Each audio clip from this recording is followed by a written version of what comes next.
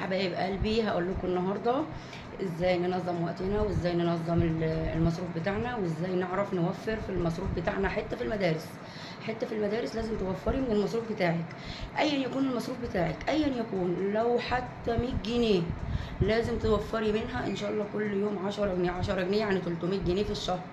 ما تستهتريش بيهم، هينفعوكي في اي وقت.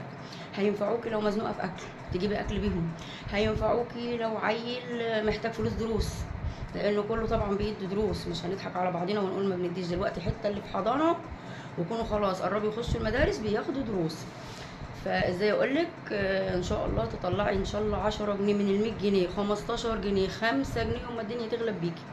والله العظيم ال 90 جنيه زي ال 100 جنيه هي. فحاولي توفري ال 10 جنيه، حاولي توفري 15 جنيه. كل اللي هتوفريه هينفعك انت، صدقيني في وقت زنقه هيجي معاكي.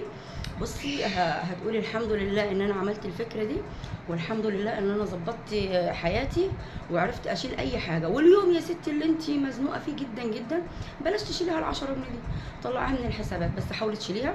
10 جنيه يعني 300 جنيه في الشهر، يعني ينفعوكوا فلوس درس، يعني ينفعوكوا فلوس اكل، يعني ينفعوكوا في فصل ميه، في فصل نور. المهم هتلاقي لهم اي مجال تحطيهم فيه، وهتلاقي لهم اي زنقه. ولو ما احتجتهمش ربنا يوسع عليكم جميعا يا رب. حطي 10 على 10. بصي يعني خلاص الايام بتجري وخلاص، رمضان قرب يخش، ورمضان بقى انتوا عارفين رمضان والتزامات هنتكلم في الموضوع ده في فيديو تاني خالص لوحده. يا ريت ما تنسونيش في اللايك والشير وتشتركوا في القناه عشان يوصلكم كل اشعار بفيديو جديد بنزله. يا ريت يا حبايب قلبي تعملوا لي لايك.